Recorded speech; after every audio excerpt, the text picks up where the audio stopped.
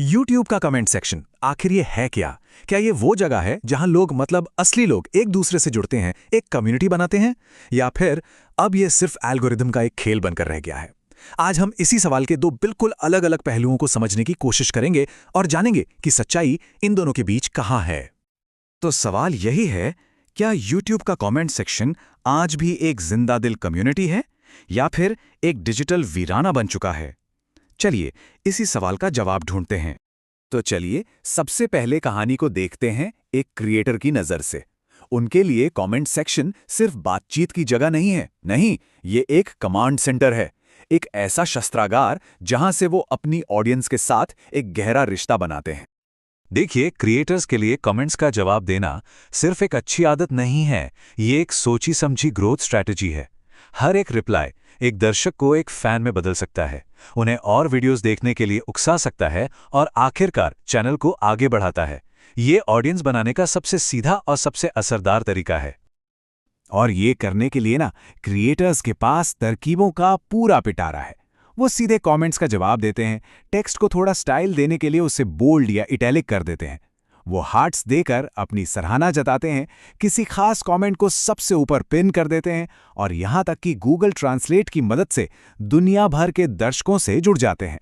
इन सब छोटे छोटे टूल्स का मकसद एक ही है, बातचीत को और मजबूत बनाना।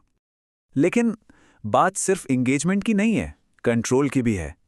क्रिएटर्स के पास मोटे तौर पर 4 लेवल का कंट्रोल होता है। वो या तो सभी कमेंट्स को आने दे सकते हैं, कोई फिल्टर नहीं, या फिर YouTube के AI को कह सकते हैं कि वो गलत कमेंट्स को रोक ले। तीसरा, वो हर एक कमेंट को खुद मंजूर कर सकते हैं।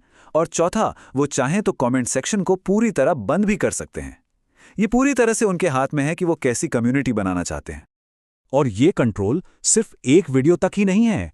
YouTube स्टूडियो की मदद से क्रिएटर्स बस कुछ ही क्लिक्स में अपने हजारों वीडियोस पर एक साथ कमेंट सेटिंग्स बदल सकते हैं।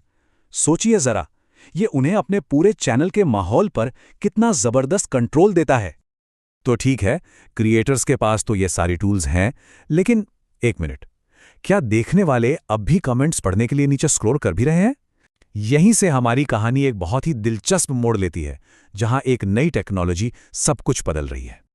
अब पलटते हैं सिक्के का दूसरा पहलू और बात करते हैं देखने वालों की।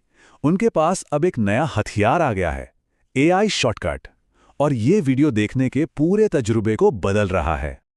जरा सोचिए, AI टूल्स की एक ऐसी नई लहर आ गई है जो किसी भी YouTube वीडियो का पूरा निचोड़ बस कुछ ही सेकंड्स में सामने रख देती है।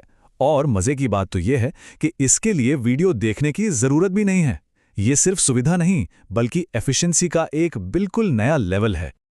और देखिए, मार्केट में ऐसे AI समराइजर की कोई कमी नहीं है। VidIQ जैसे टूल हैं जो वीडियो के बारे में सवाल पूछने देते हैं। NoteGPT है जो एक साथ 20 वीडियोस का सारांश निकाल देता है, जो रिसर्चर्स और स्टूडेंट्स के लिए बहुत काम का है।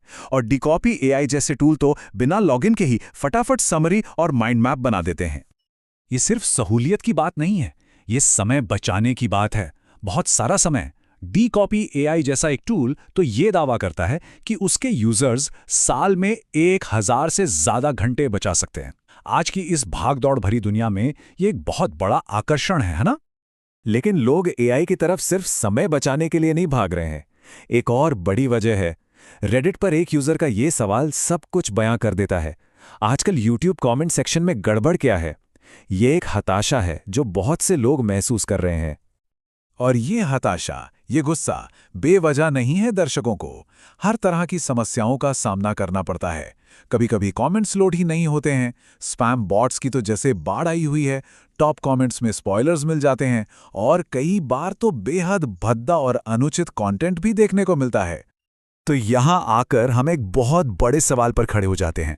अगर AI हमें सारी जरूरी जानकारी दे सकता है और कमेंट सेक्शन बकवास और परेशानियों से भरा हुआ है, तो फिर इस इंसानी जुड़ाव का, इस एंगेजमेंट का असल मतलब क्या रह जाता है? और इसी सवाल का जवाब हमें कहानी के आखिरी हिस्से में मिलता है। यहां हम ये देखेंगे कि क्या कम्युनिकेशन का मकसद एक स्पॉटलाइट बनना है या फिर एक लाइट हाउस। हम AI की इस दुनिया में कनेक्शन के असल मकसद को फिर से खोजने की कोशिश करेंगे। जेस एक्सटॉम ने अपनी एक टेड टॉक में एक बहुत ही कमाल की बात कही थी। उन्होंने कहा कि पब्लिक स्पीकिंग ये दिखाने के बारे में नहीं है कि बोलने वाला कितना महत्वपूर्ण है, बल्कि ये साबित करने के बारे में है कि सुनने वाले कितने महत्वपूर्ण हैं। ये एक छोटी सी बात है, लेकिन ये कम्युनिकेशन को देखने का पूरा नजरिया ही बदल देती है। इसी सोच के आधार पर ना 2 तरह के कम्युनिकेटर होते हैं। पहला है स्पॉटलाइट स्पीकर, जिसकी सारी रोशनी खुद पर होती है। वो हमेशा यही सोचता है, मैं कैसा दिख रहा हूं, मेरी आवाज़ कैसी है, क्या सब मुझे पसंद कर रहे हैं। और इसके ठीक उलट है लाइट हाउस स्पीकर, जो अपनी रोशनी ऑडियंस पर डालता है और पूछता है, लोगों को मुझसे क्या चाहिए। और बस यही है इस पूरी कहानी का सबसे ज़रूरी हिस्सा। एआई की इस दुनिया में जहां एफिशिएंसी ही सब कुछ है, कमेंट सेक्शन ही वो एक जगह है जहां एक क्रिएटर एक लाइट हाउस बन सकता है। ये एक ऐसा मौका है जो एआई कभी नहीं छीन सकता। हम इसे कह सकते हैं लाइट हाउस एंगेजमेंट। ये एक ऐसा तरीका है जहां कमेंट सेक्शन का इस्तेमाल खुद के प्रचार के लिए नहीं, बल्कि दर्शकों की सेवा करने, उनकी ज़रूरतों को पूरा करने और उन्हें यह महसूस कराने के लिए किया जाता है कि वो महत्वपूर्ण है। एआई के इस दौर में यही एक क्रिएटर का सबसे सच्चा और सबसे अनोखा फायदा है।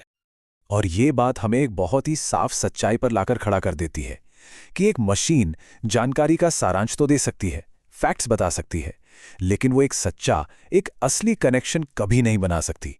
ये काम सिर्फ इंसान ही कर सकता है। तो आखिर में ये विश्लेषण हमें एक गहरे सवाल के साथ छोड़ जाता है। एआई के इस युग में एक व्यक्ति अपनी रोशनी कहाँ डाल रहा है, खुद पर या दूसरों पर? इसका जवाब ही शायद हमारे कम्युनिकेशन का भविष्य तय करेगा।